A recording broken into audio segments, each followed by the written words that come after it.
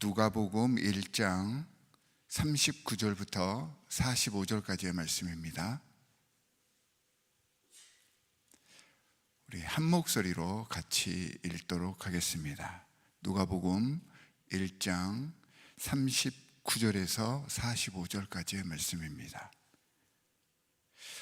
그 무렵에 마리아가 일어나 서둘러 유대 산골에 있는 한 동네로 가서 사가랴의 집에 들어가 엘리사벳에게 문안하였다. 엘리사벳이 마리아의 인사말을 들었을 때에 아이가 그의 뱃속에서 뛰놀았다. 엘리사벳이 성령으로 충만해서 큰 소리로 외쳐 말하였다. 그대는 여자들 가운데서 복을 받았고 그대의 태중의 아이도 복을 받았습니다. 내 주님의 어머니께서 내게 오시나니 이것이 어찌 된 일입니까? 보십시오. 그대의 인사말이 내 귀에 들어왔을 때에 내 태중의 아이가 기뻐서 뛰놀았습니다. 주님께서 하신 말씀이 이루어질 줄 믿은 여자는 행복합니다. 아멘. 누가복음서를 묵상하게 되었는데 오늘은 누가복음서를 묵상하는 처음 시간이니까 간단하게 누가복음에 대해서 정리를 해보려고 합니다. 자, 누가복음서는 복음서 중에서 가장 긴 복음서이고요. 또한 신약 성경 중에서도 가장 긴 책이 누가복음서입니다. 누가복음서는 이제 누가가 누군가에게 보낸 서신을 통하여서 이 복음서 안에 들어오게 되었는데요. 그 수신자가 누구냐면 1장 3절에 보면 데오빌로라고 하는 이름이 나옵니다. 데오빌로라고 하는 이름의 뜻은 신을 사랑하는 사람이라는 뜻을 가지고 있습니다. 누가가 보면은 그에게 각하라고 존칭을 붙인 걸로 봐서는 아마도 로마의 귀족이었지 않을까 생각을 합니다. 전승에 따르면 누가는 안디옥 사람이었고 이 데오빌로라고 하는 사람의 노예였다고 합니다. 그런데 누가가 의사잖아요. 의술로 이 데오빌로를 고치게 되자 데오빌로가 누가를 노예에서 방면을 해 주었던 것 같습니다. 여튼 이 데오빌로라고 하는 사람은 이 기독교에 대해서 굉장히 많은 관심을 가지고 있었고 호의적이었고 또한 기독교가 초대 교회를 이루고 나아가는데 어느 정도 큰 영향력을 행사했던 사람이 아닌가 이렇게 추측을 합니다. 어쨌든 이 데오빌로와 누가의 이 서신이 이 복음서 중에 들어오면서 우리 이제 공간복음의 한 부분을 이루게 되었던 것입니다. 누가복음에 몇 가지 특징이 있습니다. 여러분들께서 앞으로 이제 누가복음을 묵상해 나갈 때 꼭 염두에 두시고 말씀을 묵상하면 더 큰 은혜로 여러분들 받아들이실 수 있을 것 같습니다. 첫 번째로 누가복음은 예수님께서 가지고 계시는 신성과 인성 중에서 예수님의 인성을 특별하게 강조를 하고 있습니다. 그러니까 신이시면서도 우리 인간의 몸으로 오셔서 우리와 공감해 주시고 함께 동행하셨던 우리의 모든 일거수일투족을 자신이 직접 체험해 주셨던 메시아를 증거하고 있습니다. 그러다 보니까 복음서들 가운데서 예수님의 탄생이라든가 예수님의 유년 시절이라든가 성장 과정 그리고 예수님의 성품에 대해서 굉장히 자세하게 설명을 해주고 있습니다. 두 번째로는 이 누가복음은 기도에 대한 많은 언급과 교훈을 이야기를 해주고 있습니다. 사복음서를 통틀어서 예수님께서 기도하셨다라고 하는 표현이 15번이 나오거든요. 그런데 그 중에서 11번이 이 누가복음에 나오고 있습니다. 그만큼 기도하시는 예수님께 포커스를 맞춘 것입니다. 기도하시는 예수님, 자신이 하나님임에도 불구하고 자신이 하나님으로 여기지 않고 하나님께 모든 것들을 다 맡기고 겸손히 하나님을 섬기신 예수 그리스도가 이 누가복음에서는 소개가 되고 있는 것입니다. 세 번째는 이 기도하는 마음과 관련이 되어서 다른 어떤 복음서보다 감사와 찬양의 그런 내용이 나타나는 복음서가 바로 이 누가복음서입니다. 그리고 네 번째로는 아까도 말씀드렸듯이 예수님의 인성이 강조되었다고 했는데, 그 예수님의 인성 중에서 어떤 부분에 포커스를 맞추고 있냐면 인간에 대한, 사람에 대한 연민과 공감의 사랑을 강조하고 있습니다. 그래서 보면은 우리가 잘 아는 사마리아 사람에 대한 비유, 그 아픈 사람을 돌봐주었던 사마리아 사람, 그리고 탕자의 비유 등 사람의 감정과 또한 그 사람에 대한 연민에 대해서 가장 잘 나타나 있고요. 특히 이 누가복음서에는 예수님께서 사회적인 약자, 어린아이들, 또한 여인들, 과부들에 대한 그 마음 아파하심을 잘 묘사하고 있는 서신서가 바로 이 누가복음입니다. 마지막으로 누가복음에는, 마태복음은 이제 유대인의 메시아를 이야기를 했다면 누가복음에서는 예수 그리스도를 이방을 비추는 빛이다, 이렇게 묘사를 하고 있습니다. 하나님의 복음, 예수 그리스도의 이 땅에 오심이 특정 민족에 국한되지 않고 모든 인류를 위해서 오셨다라고 하는 것을 말씀해 주는 책이 바로 이 누가복음입니다. 그래서 여러분들께서 누가복음을 앞으로 묵상을 하실 때 이런 사실들을 명심하고 각 장, 각 구절 속에 담겨 있는 우리를 향한 예수 그리스도의 연민의 마음, 공감의 마음, 그 영성과 품성을 깨우쳐서 우리도 다른 사람에 대한 이해와 포용을 생각하며 이 말씀을 읽으실 수 있기를 바랍니다. 그리고 오늘 본문 말씀 1장에 보면 이렇게 인간의 모든 것들을 공감해 주기 위해 오신 아기 예수를 환영하고 받아들이는 여러 인물들이 소개가 되고 있습니다. 그 중에서 저는 오늘 세례 요한을 비추어 보며 우리가 어떻게 이 땅에 오셔서 우리를 위해서 공감해 주시고 모든 것들을 다 내어주시고 내 형편에 맞게끔 이해해 주셨던 예수님을 이해할 것인지에 대해서 묵상을 해보려고 합니다. 41절에 보면 마리아가 친족 사가랴와 엘리사벳의 집을 방문하였을 때 그들의 태중의 아이가 성령으로 잉태한 여인으로 인해 기쁨으로 뛰놀았다라고 하는 내용이 나타납니다. 세례 요한은 복 중에서도 본능적으로, 그러니까 자신의 이성과 감성과 여러 가지 인간적인 체계가 갖추어지지 않은 태아에서 복중에 있을 때 본능적으로 왜 자신이 이 땅에 부르심을 받았고 이 땅에서 해야 할 것이 무엇인지를 알았던 것입니다. 엄마와 아기는 복중에 있을 때 그 감정과 모든 것들을 공유한다고 합니다. 보통은 엄마의 감정이 아기에게 투영이 되는데 아기의 감정도 엄마에게 그대로 전달이 된다고 합니다. 자, 그런 의미에서 우리가 41절을 다시 한번 읽어보도록 하겠습니다. 41절 한번 읽어볼게요. 41절 다 찾으셨죠? 같이 읽겠습니다. 시작. 엘리사벳이 마리아의 인사말을 들었을 때에 아이가 그의 뱃속에서 뛰놀았다. 엘리사벳이 성령으로 충만해서, 이렇게 되어 있죠. 이 말씀을 조금 더 풀어서 이야기를 하면 아이가 뱃속에서 뛰놀고 그 메시아를 알아보는 그 느낌을 받고 나서 엘리사벳이 성령으로 충만했다, 이렇게 우리가 해석을 할 수가 있죠. 그러니까 엘리사벳은 마리아를 보면서 느껴지는 기쁨과 경외하는 마음을 태중의 아들 요한으로부터 전달받고 성령으로 충만하여 그 기쁨을 찬양으로 표현을 했던 것입니다. 성경상에서 가장 마지막 선지자의 삶을 살았던 세례 요한은 아기 예수의 탄생을 복중에서부터 기뻐하고 준비하였습니다. 그의 삶은 세상의 물질과 명예 때문에 받게 되는 여러 가지 많은 유혹과 시험, 그리고 시련 속에서도 오로지 예수 그리스도에 포커스를 맞추고 있었습니다. 그러니까 예수님을 사실 세례 요한이 대면한 것은 광야에서인데 그 이전에, 예수님 대면 이전에 복중에서 이미 예수님을 알아봤던 것입니다. 예수님의 제자들과 사도 바울과 같은 인물들은 예수님의 성인 시절에 예수 그리스도를 만나보고 예수님을 보고 변화된 사람들이었습니다.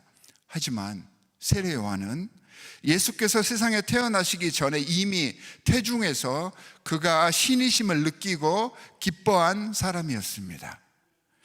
예수께서 말씀하시기를 여자가 낳은 자 중에 세례 요한보다 큰 이가 없다라고 하신 말씀은 바로 이런 배경을 기인하고 있는 것입니다. 예수를 인식했다는 것이죠. 예수의 공생애 이전부터 예수를 그리스도로 인정하고 경배할 줄 알았던 그였기에 그의 삶은요, 철저하게 예수 그리스도께 포커스가 맞춰진 그러한 삶이었습니다. 예수 그리스도가 중심이 되는 삶. 예수님을 인정하고 바라보는 눈길의 차원이 아예 일반 사람들, 우리와는 다른 사람이 바로 세례 요한이었습니다.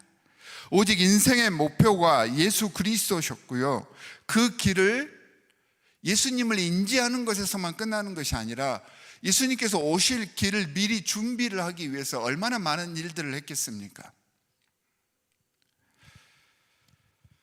그래서 대단한 사람입니다.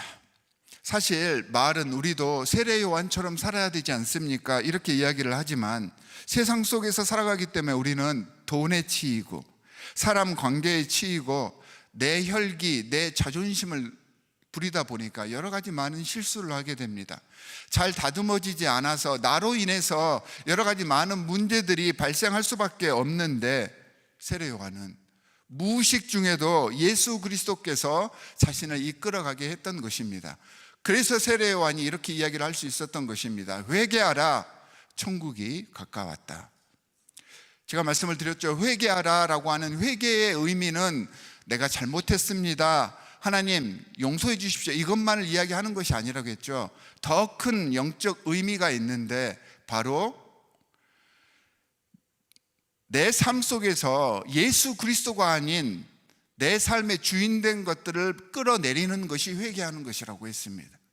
그러니까 회개하라, 내 삶에 예수님이 아닌, 하나님이 아닌 주인된 것을 끌어내려라. 그리고 거기에 예수 그리스도가 주인이 되게 하여라. 그랬을 때 하나님의 나라가 이루어진다, 하나님이 통치하시는 곳이 이루어진다, 이렇게 세례 요한은 모든 사람들에게 선포를 했던 것입니다. 그래서 세례 요한에게는 삶의 최우선순위가, 모든 가치관이 예수 그리스도를 통해서였습니다. 우리를 위해 이 땅에 오신, 그래서 누구보다 우리를 더 사랑해 주셨던, 우리와 공감해 주시는 예수 그리스도를 알아보는 것, 그래서 전적으로 그분에게 집중하고 그분을 따라가는 삶이 진정한 신앙인의 삶임을 세례 요한은 태중에서부터 우리에게 알려주었던 것입니다. 말은 이렇게 하기가 쉽지만 이러기 위해서는 자신을 비워내야 가능한 것이죠. 내 자존심과 내 혈기를 내려놓아야 가능한 것이지요. 제가 한번 돌아보니 제 삶이라든가 여러 가지 많은 것들을 돌아보았을 때 모든 문제의 원인이 이것을 알지 못해서, 내가 내려놓지 못해서 여러 많은 문제가 파생된다는 것을 깨달았습니다. 이 시간 처음부터 예수 그리스도를 알아봤던 세례 요한의 영성이 저와 이 자리에 함께 하신 모든 성도 여러분 위에 임하시기를 주 예수 그리스도의 이름으로 축원합니다. 우리의 모습이, 내 생각이, 내 행동이 세례 요한처럼 온전히 예수 그리스도께 전념하고 아름답고 거룩한 그런 하루가 되시기를 바랍니다.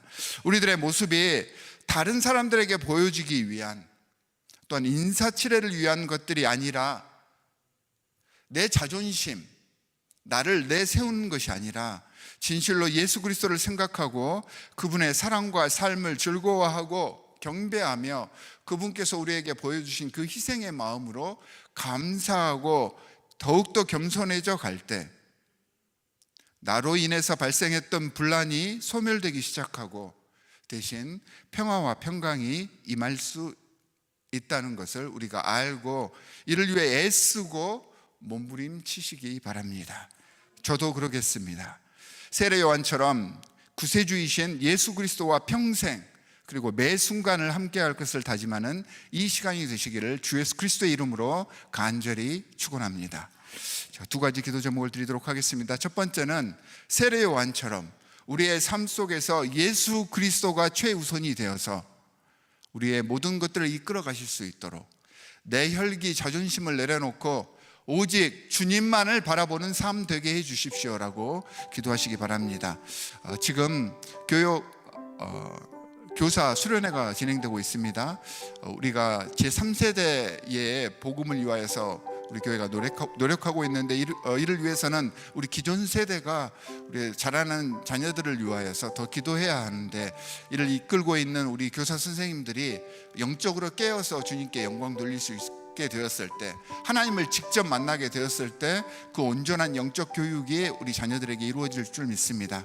교사 수련회가 은혜 가운데 잘 맞춰질 수 있도록, 그리고 내일 주일 예배가 주님께 온전히 드려질 수 있도록 우리 이 시간 기도하도록 하겠습니다. 이 두 가지 기도 제목을 가지고 우리 함께 기도합니다.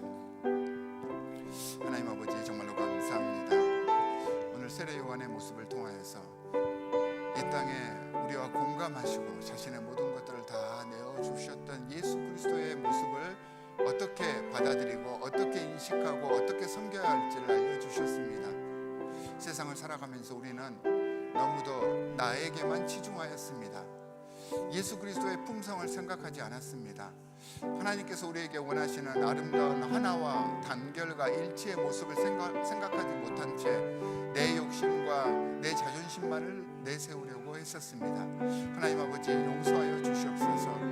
하나님, 내 스스로를 돌아보고 뼈를 깎는 듯한 노력으로 주님의 품성과 주님의 영성을 수용하게 하여 주시옵소서. 하나님, 내 문제가 해결되어야지 하나님의 사역자로서의 사역을 감당할 수 있고, 내가 변화되어야지 하나님께서 나를 통하여서 이루시고자 했던 아름다운 귀한 사역들이 온전히 세상에 증거될 줄 믿사오니, 하나님, 우리를 돌아볼 수 있는 이 시간 되게 하여 주시옵소서.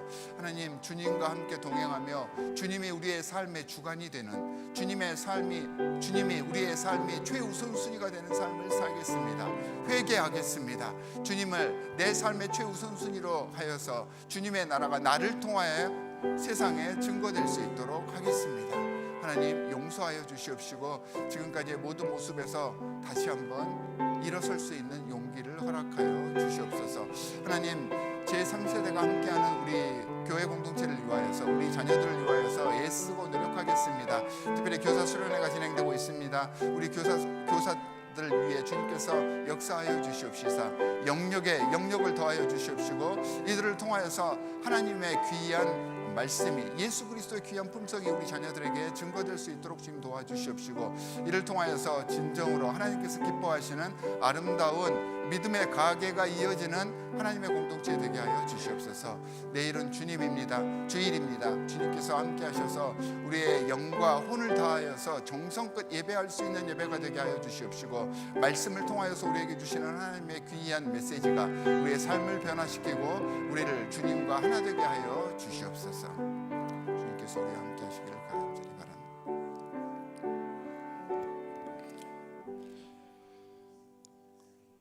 하나님 아버지, 정말로 감사합니다. 예수 그리스도를 이 땅에 보내셔서 우리 연약하고 부족한 우리와 공감하게 하시고 우리의 아픔을 직접 경험하며 또한 우리와 함께 동행할 수 있도록 해주셨습니다. 이 예수 그리스도의 마음이 우리의 영성이 되게 하여 주시옵소서. 사람인지라 인간인지라 내 속에서 올라오는 혈기와 쓴 뿌리들을 이겨내지 못하고 나를 내세우려고 할 때가 너무나도 많았습니다.